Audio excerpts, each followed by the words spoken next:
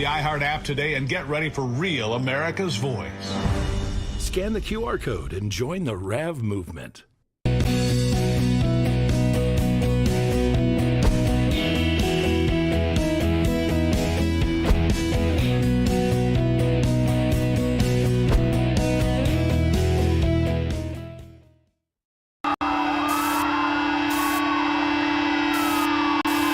This is what happens when the fourth turning meets fifth generation warfare.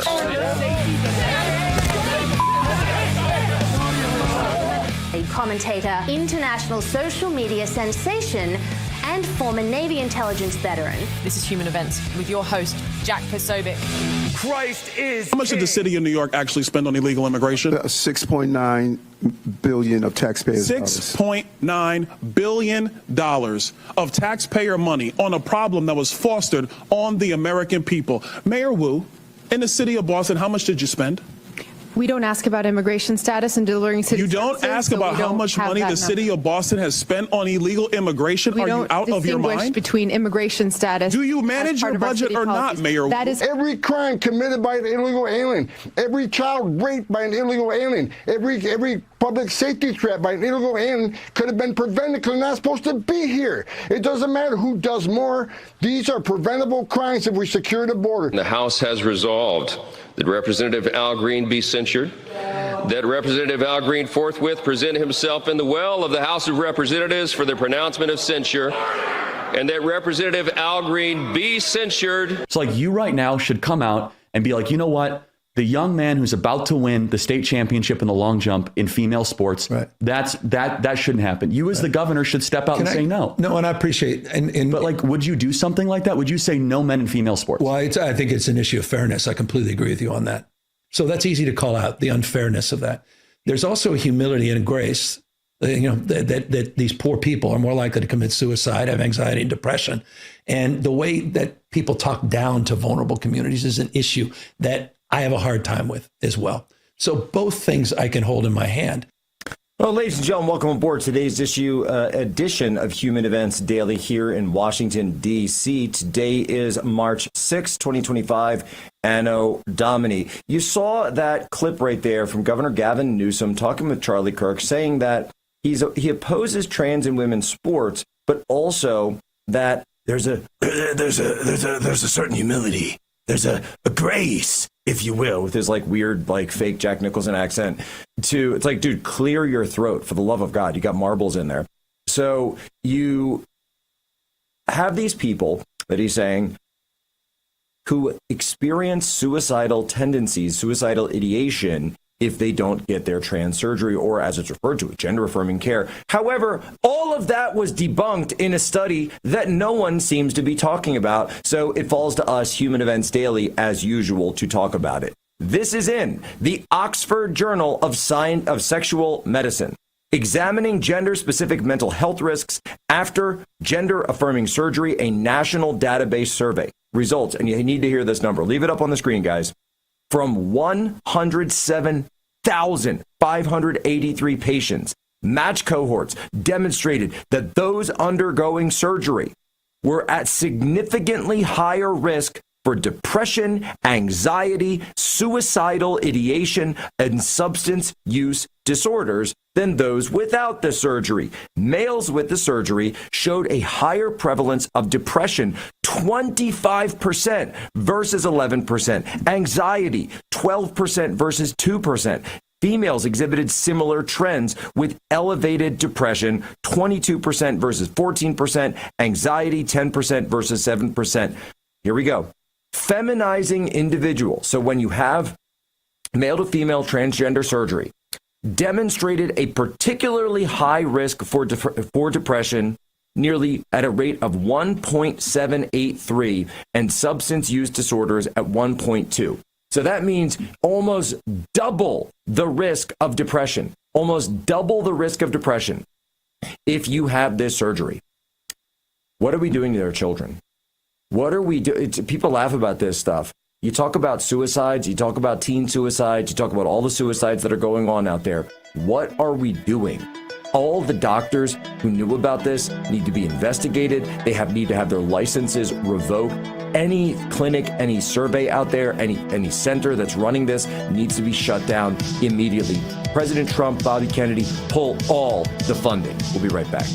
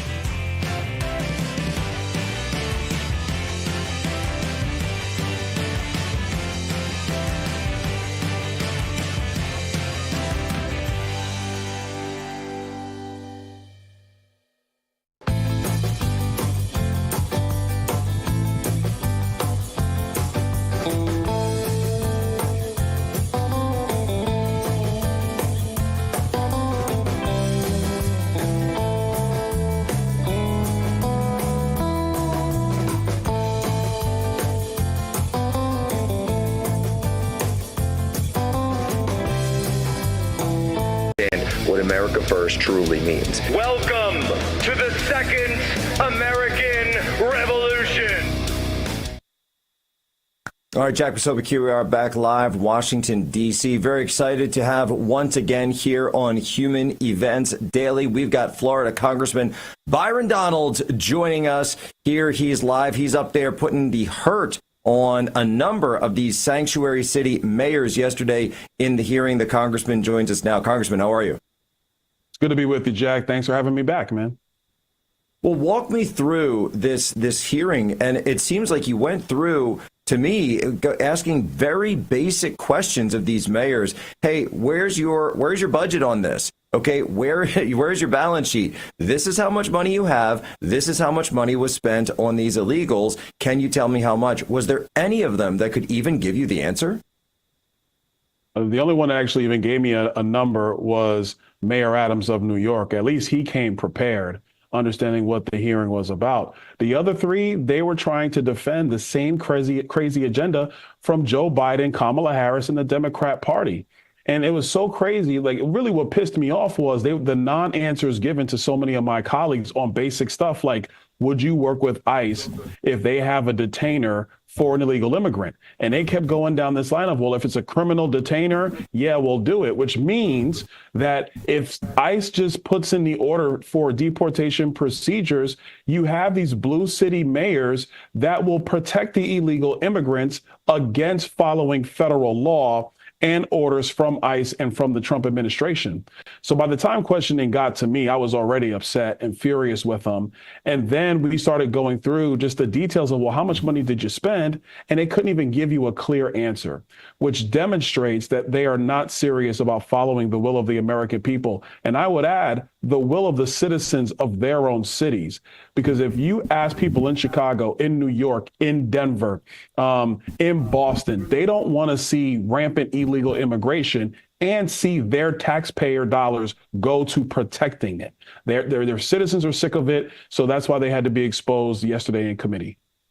That's exactly right. And of course, the mayor of Philadelphia didn't even show up. And I remember you spent so much time in Philadelphia during the 2024 election, going there, meeting with people, actually finding out what the voters' concerns were. I'm from the Philadelphia area originally, and they won't even show their face when it comes to one of these situations because they know that the constituents and the residents of the city are sick of this. And they're sick of the idea that people who shouldn't be here in the first place are put at the very front of the line when it comes to taxpayer funding.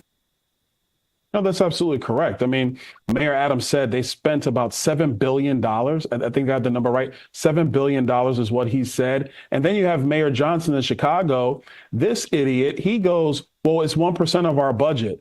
Well, what is that number? I asked him several times, what's the number? He keeps saying 1% of your budget. And I don't think he was being accurate, but that's what he kept saying in committee. And so the question is, if you're the mayor and you don't even know how much money you've spent on this, that's a problem. But to on a bigger note, they spent their time blaming Ron DeSantis and Greg Abbott for their illegal immigration problems when it was Joe Biden that unleashed this massive illegal immigration on our country, and they didn't do anything to try to get Joe Biden to reverse course. We're just happy that the American people did the heavy lifting, getting rid of Joe Biden and Kamala Harris and bringing Donald Trump back.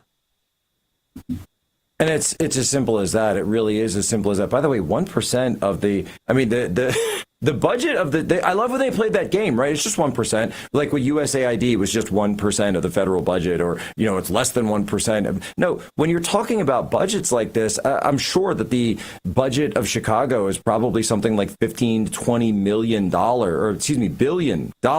So 1% of that is an extremely large amount of money. But of course, they try to play these games with the numbers. That was just 1%. It's just 1%. Like if I go to my wife and I said, don't worry, sweetheart, I only spent 1% of our income, giving it to the, the drug dealers down the street. It's totally fine. Don't worry about it. No, I think Tanya's going to be a little upset with me. No, totally agree. Those people aren't serious. And it's really indicative of something else. We have to get serious, tell people the truth. You can't have leadership like this and what has traditionally been great American cities. Like I'm from Brooklyn, New York. New York's a great city. The government's a mess and it's trash, especially state government, because Kathy Hochul, she's the worst. She's one of the worst governors we have. She's doing a terrible job in the state of New York.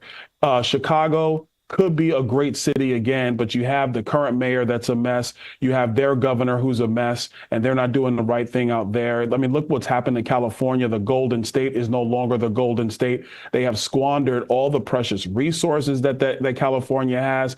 It's the largest state economy in our country, but their leadership in Sacramento has been atrocious. And this is why Americans are choosing Arizona, choosing Texas, choosing Tennessee, choosing Florida. And by the way, Arizona, you better be careful because your governor is a joke. You need a better one. Hopefully that gets done in a couple years from now. But, that's why people are leaving those states and coming to red states that value liberty, value the Constitution, and want citizens to be put first. Well, that's exactly right. And, we're talking governors, of course. Congratulations to you, by the way, for throwing your hat in the ring for the governor's race there, going for the seat in Tallahassee. Walk me through this. Obviously, you're talking about the issue of illegal immigration. Governor DeSantis, of course, has made this a huge part of his portfolio. But is this still a top issue in Florida? It is, absolutely. And I commend the governor and the legislature for coming together and getting that business done. Governor DeSantis has been a leader on this. He absolutely has, making sure that in Florida, we are not going to allow for sanctuary status. And we're going to work with the Trump administration to remove illegal aliens from our country. It was the number one issue on the campaign trail last year. It's still the number one issue. Florida's leading the way on that. And it's really been a blueprint for other governors around the country to join what Florida's doing in order to help the administration get our country into a much more stable place. And this is about stability for the American people and actually getting back to the rule of law. But that's specific to that issue, still big in our state. So you're going to take that, build upon that, continue that trajectory in order to work with the Trump administration and future administrations so that we do not have an illegal alien crisis, which is man-made and politically made in our country going forward. Well, it really is as simple as that. And when you talk about the basic breakdown in law enforcement, you have these areas all across the country. I know Philadelphia because that's where I'm from, but you have these cities, these major cities, New York, Chicago, Phoenix, where they won't even participate in the basic legal functions. There's something that I've talked about for a while, and it's this breakdown in the attacks on the underpinnings of society itself and civilization itself. When we talk about law and order, it's not as a conservative, as a Republican. It's not really supposed to be a red versus blue thing. It's supposed to be hey, can you live your life, and is your quality of life going to be going up or down? I think everybody agrees that we don't want crime, that we don't want drug dealers, that we don't want criminal illegals. And so, Governor, is that something, or excuse me, Governor, soon to be governor, in your gubernatorial campaign, that you'll be highlighting when it comes to really contrasting with what the other side is putting up? Absolutely. We want Florida to continue to be the model of how you govern a state, how you organize a state. Look, before you get into Republicans and Democrats and news cycles and media reports, the purpose of government is to essentially organize the society, state government, obviously, the states and the people that live within them, in order to have a cohesive, organized model where people can live in harmony and peace, where people can build a business, put food on the table, grow their families, kids can get educated, and you have a harmonious culture that allows for people to be to just live their best lives, to be fruitful in their lives, to be allowed to have their property, allowed to worship their God, allowed to have relationships with their fellow man. Government's job is just to organize some of the things that people can't do for themselves. So while everybody wants to talk about this new program or how much money we're going to spend over here, a lot of times in America, we've forgotten the basics of what government's job is supposed to be. It's supposed to be simple. Amen. It's supposed to be in the background. It's as simple as that. Congressman Byron Donalds, endorsed by President Trump to be the next governor of Florida. Follow him. Go check him out. That's going to be an interesting race that I think has already started heating up. We'll be right back here at Human Events Daily.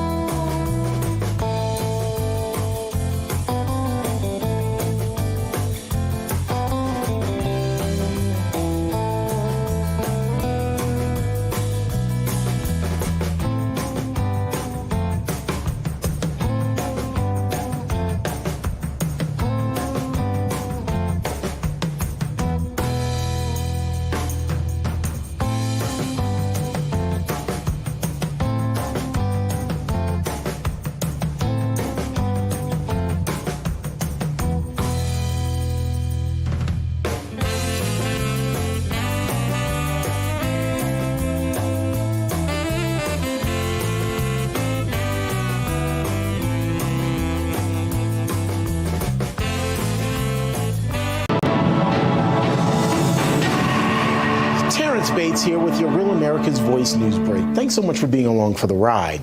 President Trump has repeatedly floated the idea of abolishing the Department of Education and sending decisions about your kids' schooling back to the state. Well, that process could begin as soon as this afternoon, as the commander-in-chief will reportedly sign an executive order doing away with the DOE. Newly confirmed and sworn-in Education Secretary Linda McMahon says her department is preparing for an historic overhaul that will, quote, profoundly impact staff, budgets, and agency operations. Under the president's order, McMahon is expected to be called on to diminish the Education Department and work with Congress to pass legislation to eliminate it altogether. The agency can only be dismantled, though, by an act of Congress. A presidential executive order can only prescribe funding and policy goals for the department. Shalom Hamas means hello and goodbye. You choose. That's part of a Truth Social post from President Trump as he is warning terror organization Hamas once again to release the hostages and the dead bodies of those who were taken on October 7th. Or, he says, there will be hell to pay. The commander-in-chief calling his demand Wednesday a last warning, saying that releasing the hostages still allows the terror group to determine the outcome of the war with Israel. All of this comes after 47 met with 8 former Hamas hostages in the Oval Office on Wednesday. You see that here. After hearing about the group's time in captivity, Mr. Trump committing to bringing the rest of the hostages home. Were you all taken on October 7th? Yes. So this was hell. It was the worst thing that anybody can go through. One of the days they handcuffed one of the boys that was with us, and when he came, and he brought a cutter, and he cut his hand and smiled. They used to eat in front of us while they starved us. It's a miracle. That you're living. Yes. Meantime, the fighting between Israel and Hamas could ramp up once again as Israeli officials accuse Hamas of dragging their feet and coming to the negotiation table to discuss phase 2 of a ceasefire. Today, you know, they talk about influencers. These are influencers, and they're friends of mine. Jack Posobiec. Where's Jack? Jack, who's done a great job. All right, Jack Posobiec, we're back live here. Human Events Daily. You're looking at a shot of a drying out but windy National Mall right there in Washington, D.C. It's very windy today. In fact, as a matter of fact, my Navy flag on the front of the house, the flagpole bent this morning. So I gotta fix the flagpole because it's been very windy, very windy. We're down a Navy flag. Very upset, very upsetting. Got to support Big Navy. Got to support Big Blue. But folks, listen up, because I'm about to put you onto something that'll change the way you start your day. Blackout Coffee isn't just coffee. It's a wake-up call. It's a call to rise and grind, to push harder, and to never compromise on what you stand for. This isn't your average cup of Joe. Every bag of Blackout Coffee is roasted with purpose, packed with bold flavor, and fueled by the kind of values that built this country. I'm talking about grit, determination, a refusal to back down. They don't just make coffee, they make a statement. Blackout Coffee is stepping up, adding more warriors to get your orders out faster than ever. So when you hit the order now button, you know your coffee is coming fresh and ready to fuel your next move. Whether you're powering through the daily grind, chasing big goals, or just refusing to settle for mediocrity, Blackout Coffee has got your back. Don't just drink coffee, drink Blackout. Go to blackoutcoffee.com/POSO and use promo code POSO for 20% off your first order. Taste the coffee that doesn't just wake you up, it fires you up. That's blackoutcoffee.com/POSO. Wanted to get in, so there's been a bit of Ukraine news coming in. Axios has a story, a big story in Axios. Senior U.S. and Ukrainian officials expected to meet in Saudi Arabia next week. Now remember, this is coming on the heels of Ukraine being shut out of the original meeting in Saudi Arabia. That was the U.S. and Russia. They were the ones who met together. But let's talk about this from where it is. The big story of the last 24 hours, the U.S. blocking intelligence sharing with the Ukrainians. But there's another piece of this that I think a lot of people missed in that Financial Times article. And I want to go deep in because not only, and Mike Waltz has been out there talking about this, Keith Kellogg, by the way, General Kellogg doing a fantastic job saying that the Ukrainians brought this on themselves. The Ukrainians brought this on themselves, particularly President Zelensky. Look, I was there in the room. I was there in the room the first time that he shut down the mineral deal, disrespected Secretary Bessent. Then he goes to Munich. I flew up to Munich with J.D. Vance, then shuts that down in Munich, comes all the way back to the United States, to the White House, and we all remember what happened there. So they brought this on themselves. But the big part of it, the big part that a lot of people missed, is that the U.S. is also telling Five Eyes partners to pause their sharing with the Ukrainians. So what is the Five Eyes system and how does it work? The Five Eyes intelligence system is an intelligence sharing agreement between the U.S. and the Anglosphere, so the English-speaking countries. These are the five big English-speaking countries that the United States shares intelligence with. So what we do in the military or in the intelligence community is we produce these documents. We then share them with our Five Eyes partners. So those are the five countries: United States, Canada, UK, Australia, New Zealand. And so what we're also saying is, if we share something with you, don't turn around and give it to the Ukrainians, because we know that the UK has been there, and Keir Starmer is talking about this big, we're going to have, a non-NATO European component inside Ukraine. We're going to do all this. And the Trump administration is saying, no, we don't want you to do that. But deep buried lead inside the Financial Times London article, sources on the ground said that they would continue sharing in-country asset information with the Ukrainians. So for the Trump administration, and I know that they've been looking at this, the question is Five Eyes itself something that they want to look at? Is the Five Eyes program a relic of the Cold War era?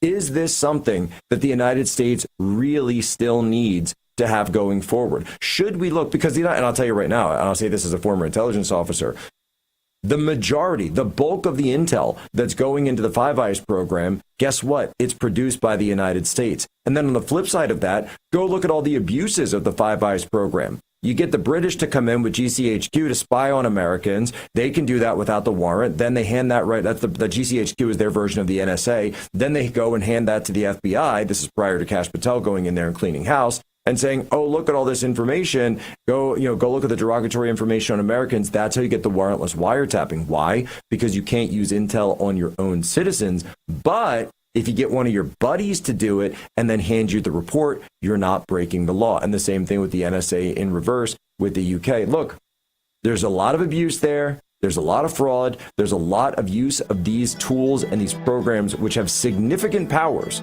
significant anti-Fourth Amendment powers, which we know is something that DNI Tulsi Gabbard is very serious about. So yeah, you want to play this game, UK? We'll play that game. We'll play that game all day long. You want to talk about Five Eyes? We're here. We're ready to talk about it. In fact, maybe it's time to end the conversation. We'll be right back. Human Events Daily.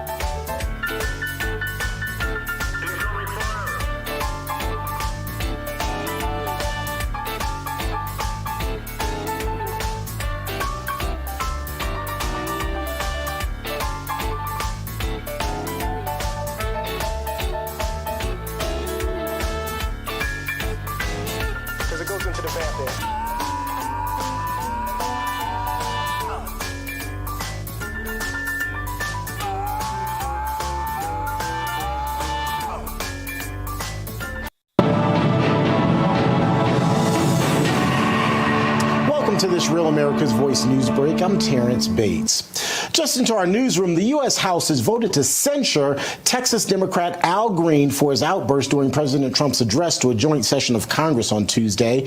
The Texas representative was eventually escorted out of the House chamber during that speech.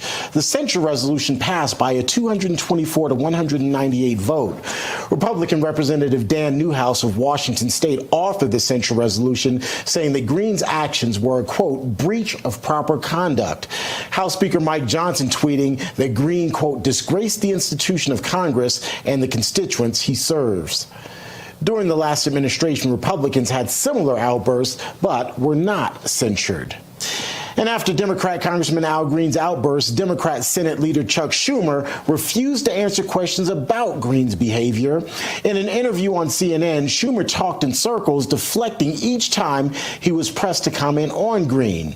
Instead of condemning his own party's behavior, Schumer actually took the opportunity to attack President Trump. Congressman Green was escorted out of the House chamber during Tuesday night's speech for repeatedly yelling at President Trump, saying he had no mandate. It all happened within the first 4 minutes of the joint session of Congress.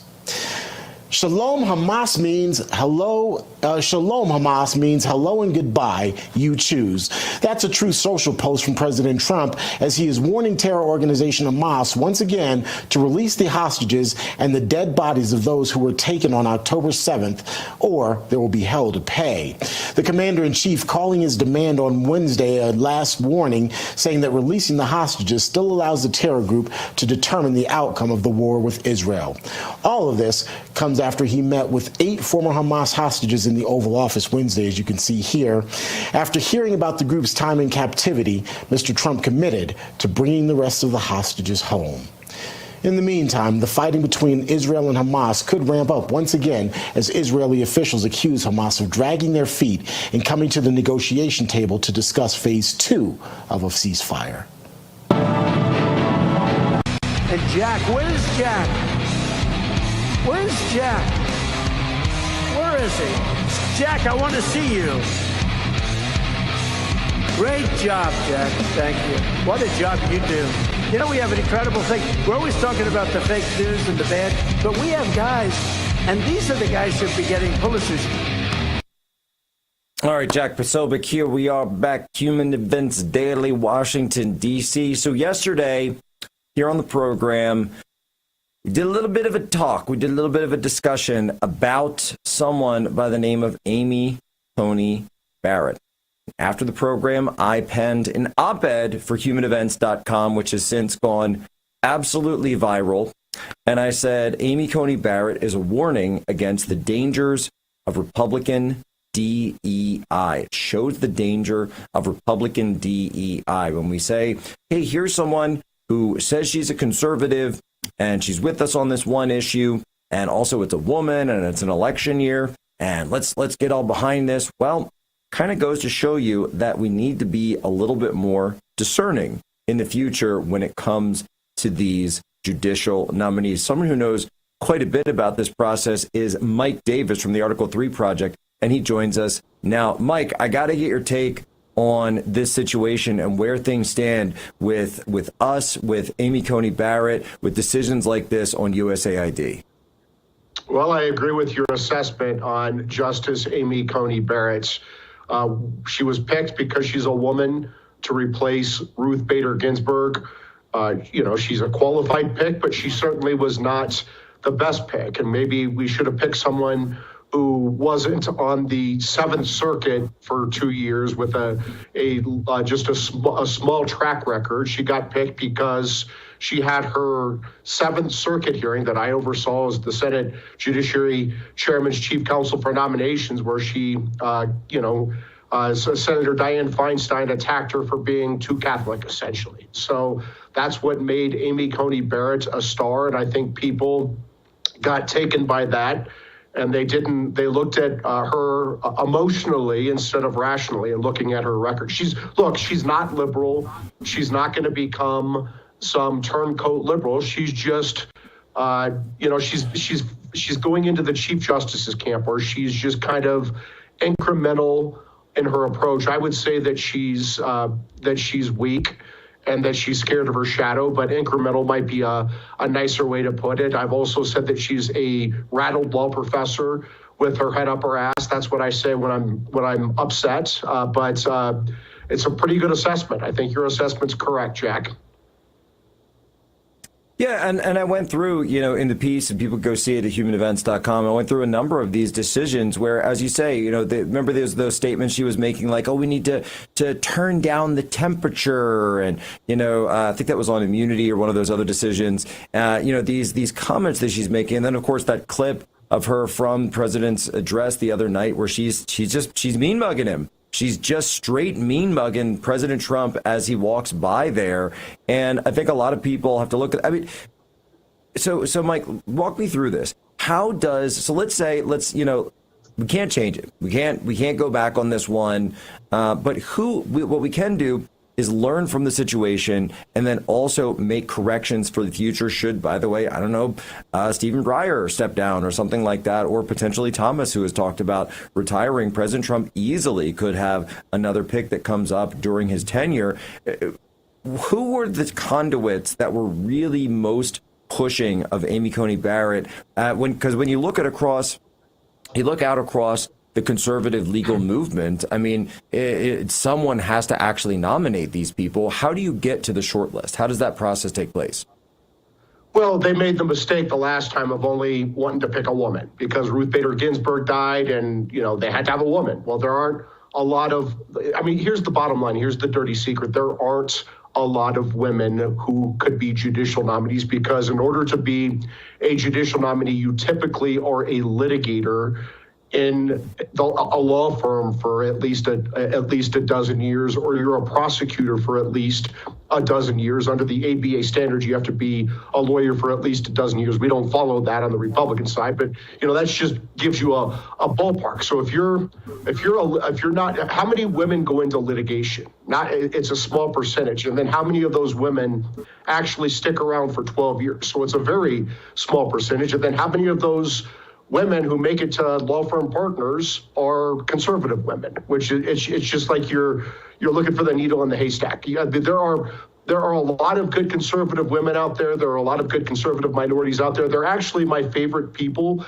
because conservative women and minorities tend to be the most bold and fearless because they have to take so much crap from the left, like Justice Clarence Thomas being called Uncle Tom his whole life because he escaped the Democrat plantation, or a Justice or Judge Eileen Cannon getting criticized out in Florida because she escaped the Democrat kitchen. So I do like conservative women and minorities, but we can't pick them because they're a conservative or minority. We have to pick them based upon merit because they're the best pick. And I don't think Amy Coney Barrett was the best pick. And so when we're going forward, when we go forward, so let's play out the hypothetical. There's an opening, right? We're not going to say who it is, but there's an opening. Although, of course, that does occasionally color the choice. What should President Trump, the Department of Justice, the White House, what are things they should be looking for when it comes to a judicial nominee? Because I remember a lot of people saying, oh, she's going to be another Alito, or was it Scalia? Excuse me, another Scalia. Another Scalia. She clerked for Scalia. She's in the mold of Scalia. I heard it over and over and over and over. And, I've seen the ruling. She ain't no Scalia. Yeah, I think she got rattled by the protest outside of her home during the Dobbs decision, and that's unfortunate. But that was the intended effect by President Biden and Attorney General Merrick Garland. And now I think she's rattled, and she's trying to reel it in to protect her kids. And that's unfortunate that she has to do that. But if she can't follow the law, then maybe she should go back to Notre Dame Law School, right? Because your job as a Supreme Court justice is to boldly and fearlessly follow the law. And if there's a reason you can't do that, if you're compromised in any way, you need to step down and let someone else do the job. I'll say this, President Trump talked about relying on people like Leonard Leo in the Federalist Society in his first term. That's not going to happen in his first term. He's going to rely on people like Mike Davis, me, and the Article 3 Project. And we're going to pick even more bold and fearless judges this time. People who are not Ivy League wimps, but people who are going to boldly and fearlessly follow the law. People in the mold of Judge Eileen Cannon down in Florida. So whoa, Davis, are you saying that, are you making the call right now that you would put Eileen they put Eileen Cannon up there on the short list for Supreme Court nomination? Maybe I already have. Who knows, Jack? But I would say this: I think she's one of the best, if not the best, picked by President Trump to put on the Supreme Court because she's bold, she's fearless, she's going to follow the law. We saw during the lawfare against President Trump, sometimes she ruled for him, sometimes she ruled against him. She did what a judge is supposed to do and follow the law. And she stood up to the Democrat mob who tried to threaten her in her home, and she didn't back down. Maybe Justice Amy Coney Barrett could take a lesson from Judge Eileen Cannon about being bold and fearless and not backing down and following the law. Well, and you look at this, right? What quote unquote repercussions has she faced? This is something that the conservative movement really needs to understand. We need to stop thinking about, oh, what's the left going to say? What's the mainstream media going to say? This is the Mike Davis school of thought. This is the Steve Bannon school of thought. This is the Human Events school of thought. We don't care what the mainstream media says about us. We care about getting the best person in there for the country, for the law, for justice, to actually be done. That is what we care about. We don't care what the left says. We definitely don't care what the legacy media says. And so stop letting them make decisions for you. The people of the United States elected President Trump. They elected the House. They elected the Senate. Those are the people they want making the decisions when it comes to staffing, when it comes to appointments, when it comes to the rest. And that's what you saw with President Trump's confirmations. When he put through, he said, yeah, we are going to do Pete Hegseth, and we are going to do Kash Patel and Bobby Kennedy and Tulsi Gabbard. And you know what? The American people delivered a mandate, and this is what we are going to give to them. Davis, what is it about these D.C. Republicans where they're so worried about getting written up in the Washington Post? They are the D.C. Republicans, the uniparty Republicans are cowards, and they think it's their job to manage the decay. They think they're the janitors for the Marxist left to clean up the mess. And I have a different approach. I mean, you're talking about the Jack and Mike approach. Look at I don't care. Growing up looking like this with red hair and a face for radio, I'm used to getting punched in the face, and it doesn't bother me. I actually kind of like it when I'm getting punched in the face because I'm not used to it if I'm not, right? So I'm going to be bold and fearless. I'm going to fight every day for President Trump because I think he's going to fight every day for real Americans and real America. And he's actually doing what he promised American voters he would do, which is cut waste, fraud, and abuse in Washington, D.C. I know that's shocking to the D.C. Uniparty that a politician's actually going to deliver on his campaign promises. But I would say this to these judges, these activist judges who are getting in President Trump's way of exercising his core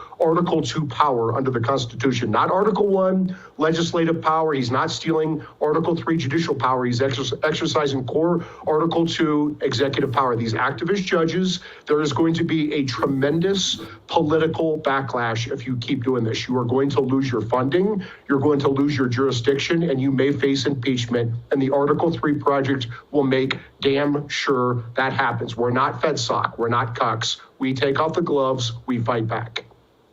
Well, and look, President Trump is doing everything he can. He's up there doing everything he can every single day that he can. And so this is where the team needs to come in and push harder. And that's exactly what the Article 3 project is doing. You're giving the White House the air cover to be able to do this stuff. And this fight is just getting started. The midterms have just gotten started. We've already seen how it looks like Rogers and ACB are going to be trying to pump the brakes on all of these things. Doge, pump the brakes on USAID, pump the brakes on so many things that the president is doing. But that's not what the American people voted for. So you're talking economy, immigration, trans women's sports. Those are all going to come up next. And guess what? If the activist judges make a ruling on it, apparently that's going to cover the entire country. It's ridiculous. It's not what our founders wanted, and it's certainly not what the framers of the Constitution wanted. Mike Davis, where can people go to support the Article 3 project?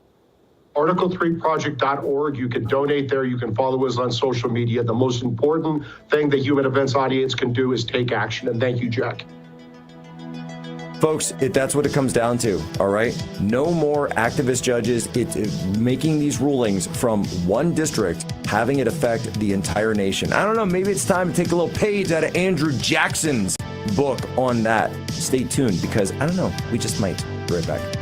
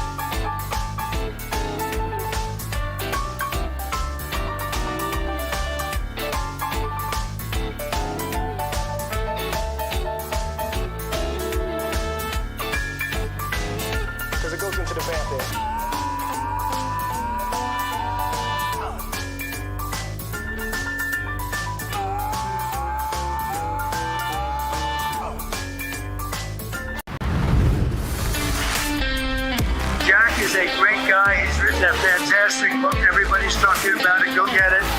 And he's been my friend right from the beginning of this whole beautiful event. And we're going to turn it around and make our country great again. Amen. Are you ready for a cabinet meeting? Huh? The issue on the table. Secretary Hamilton's plan to assume state debts and establish a national bank. Secretary Jefferson, you have the floor, sir. Life, liberty, and the pursuit of happiness. We fought for these ideals, we shouldn't settle for less. These are wise words, enterprising men quote them. Don't act surprised, you guys, cause I wrote them. Ow, but Hamilton forgets. His plan would have the government assume state debts. Now place your bets as to who that benefits. The very seat of government where Hamilton sits. Not true. Oh, if the shoe fits, wear it. If New York's in debt, why should Virginia bear it? Our debts are paid, I'm afraid. Don't tax the South, cause we got it made in the shade. In Virginia, we plant seeds in the ground. We create. You just want to move our money around.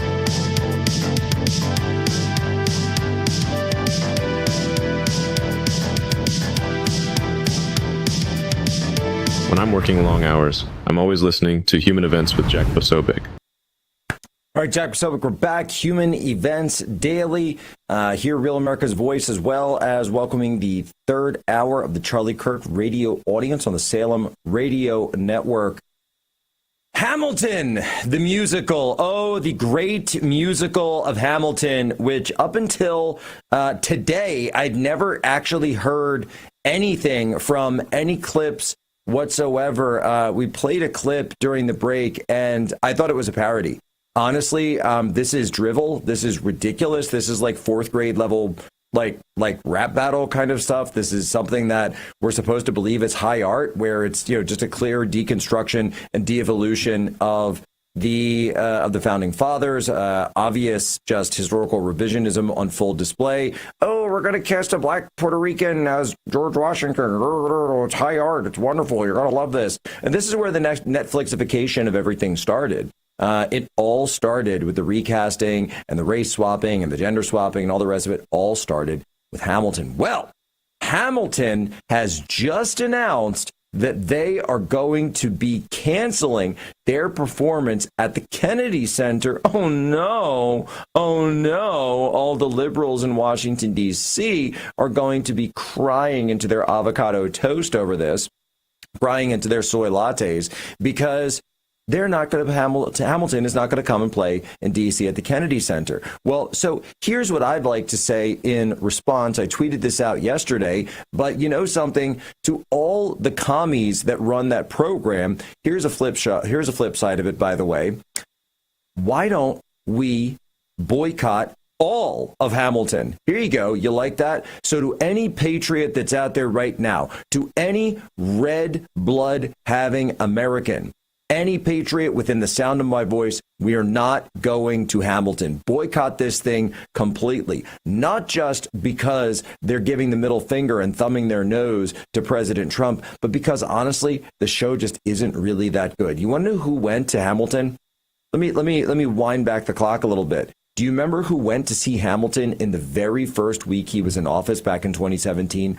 Mike Pence. Mike Pence Republicans love Hamilton. Mike Pence conservatives love Hamilton. They can't get enough of Hamilton. Oh, Hamilton is so wonderful. And you know what, by the way? One of their next stops is in Houston. And I saw the Houston, Texas young Republicans have already begun getting the ball rolling on this boycott. This is fantastic. They posted up on their Instagram that they want to boycott this thing, telling patriots, if you have tickets, put them up on StubHub, sell them, get rid of this thing, just boycott across the board Hamilton. This thing's a joke. The show has always been bad. If a conservative or any talking head said that it was good ever, you need to start questioning everything else they've ever told you, because they don't understand anything about how this works. If you're going to make deconstructivist art of anything and target the founding fathers, then guess what? It is inherently not something that conservatives should be promoting.